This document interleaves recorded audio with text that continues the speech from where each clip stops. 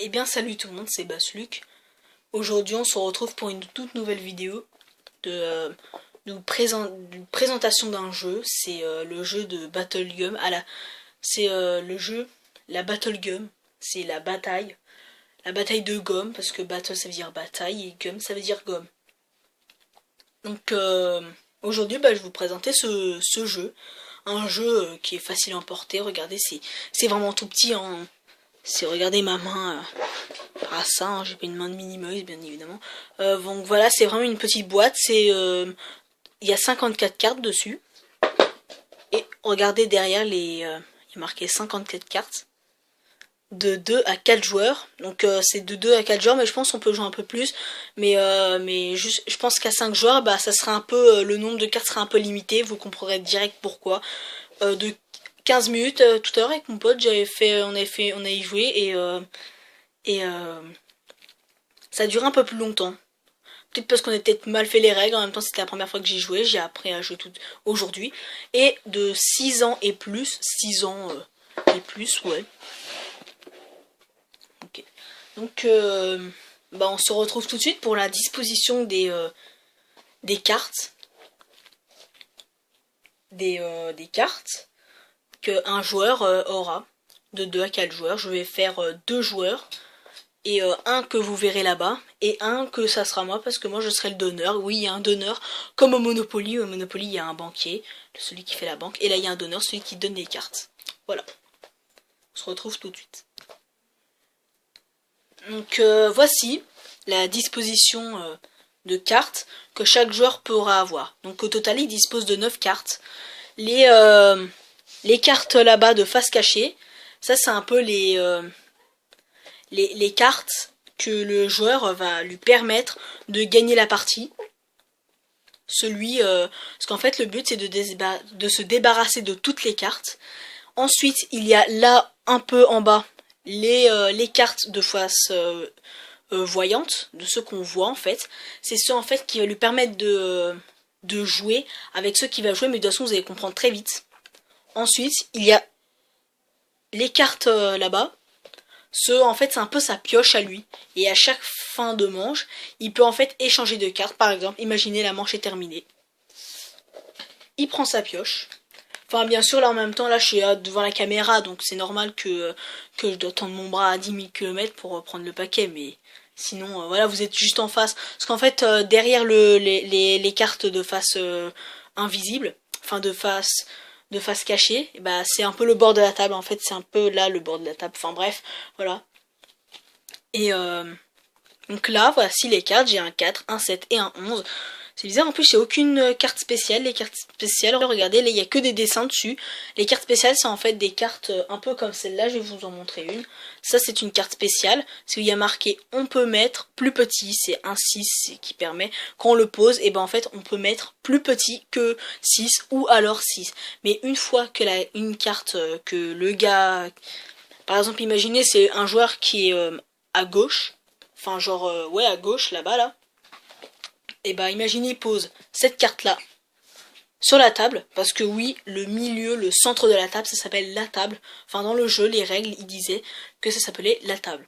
Et donc, par exemple, lui, il vient de poser un 6, et donc moi, parce que, non, en fait, c'est un plus à lui. Moi, comme je suis le donneur, en fait, c'est celui qui doit... le donneur, c'est à celui qui est à gauche du donneur qui commence, et ça fait dans le sens des aiguilles d'une montre. Donc je vais pas vous montrer avec ça. Donc là, c'est celui de gauche qui joue. Imaginons, celui de gauche, il va poser un 3 sur la table. Le joueur de gauche, lui, il est là-bas. Donc maintenant, c'est à celui qui est là, celui qu'on voit. C'est à lui de jouer. Donc ça c'est sa pioche, donc on va la poser là-bas, on va pas y toucher pour l'instant. Donc lui, il faudrait qu'il dépose une carte plus forte que le 3. Et il préférait que ça un 4, un 5, un 6, mais là il avait que des 12, des 10, donc du coup il va déposer son 10. Parce qu'en fait le but du jeu c'est d'être stratégique et de pas épuiser trop forte carte tout de suite, parce que le but c'est d'essayer de faire un gros paquet sur la table pour que celui qui se prend tout ça dans la gueule, et c'est un peu pas bon pour lui en fait. Donc parce que le but du jeu, je rappelle très bien que c'est d'avoir pas beaucoup de, c'est de presque plus avoir de cartes, parce que des fois, enfin cela on avait arrêté carrément, c'était trop long, mais 15 minutes je pense ils ont du mal voir. Ou alors c'est nous qui faisons mal les règles, mais en tout cas moi je dis les règles telles que je les ai compris.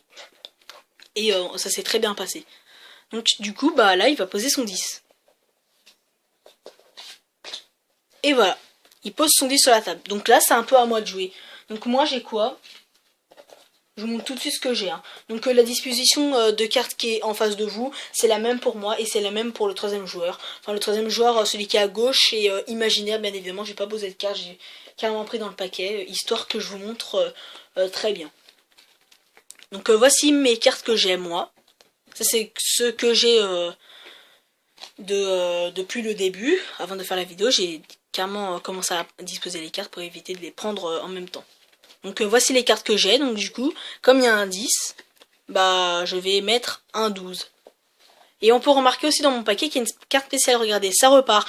Et bien sûr les cartes, regardez, il y a un 12 là-bas, là, sur le paquet. Genre les cartes, je crois, elles sont en 4-5 exemplaires, je crois. Et c'est pareil pour les cartes spéciales. Par exemple, il y a plusieurs cartes, ça repart. Là, je crois qu'il y en a 4-5 des 1 aussi, pareil. Genre, avec mon pote, j'en avais eu 2 dans mon paquet. Donc voilà. Donc là, comme c'était à moi de jouer, c'était à moi de jouer, j'ai donc déposé ma carte. Ensuite, c'est au joueur qui est là-bas à jouer. Imaginons, il a une carte, on va dire, il avait un 13. C'est un peu la carte la plus forte. Le 13, il sert à quoi? Il sert à donner le tas de cartes à celui qui veut. Et comme c'était un 12, et bah la plus forte que 12, c'est le 13. Donc du coup, il pose son 13. Et là, il choisit de donner tout ce paquet de cartes comme un valeureux guerrier qui veut protéger sa vie. Il va le donner au joueur qui est là-bas parce qu'il voit qu'il a que des 12 et donc du coup, il peut être dangereux. Et donc du coup, il décide de donner toutes ses cartes à lui. Et qui met directement dans tout son paquet. Donc du coup, là, il se retrouve avec 1, 2, 3, 4, 5, 6, 7 cartes au total. Ces 7 cartes, il va les utiliser pour après. Donc là, la manche est terminée. C'est un peu le joueur qui est là-bas qui est un peu perdu. Enfin, la manche, il y a rien à gagner dans la manche. Hein. Il est préférable aussi de mettre ses cartes dans l'ordre croissant. Par exemple, de 3, 4... 3, 4, 5, enfin 7, 10, 11, 12, 13. Bien sûr, il n'y a pas que ces cartes toutes là, j'avais vu un 2, enfin bref, il y a de 1 jusqu'à 13.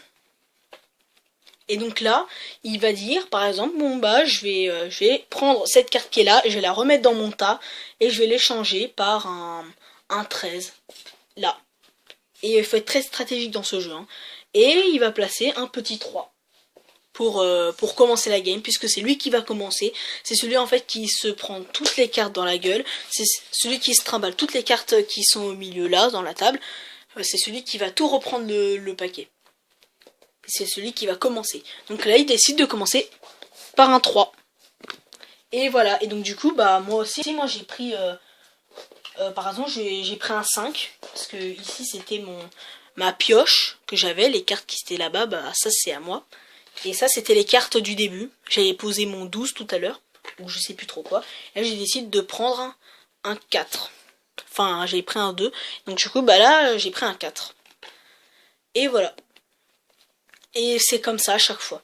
Donc là, si vous avez très bien compris, vous pouvez toujours refaire retour sur la vidéo pour essayer de bien comprendre. Et donc là, on va bientôt passer à toutes les cartes spéciales qui peuvent poser problème. Enfin, nous, on a compris très vite. Vous pouvez comprendre très vite, mais je vais quand même les dire par sécurité. On se retrouve plus tard. Donc là, voici une des cartes spéciales. C'est la carte Ninja. Elle sert en fait, elle sert un peu à rien. C'est celle qu'on peut poser n'importe quand.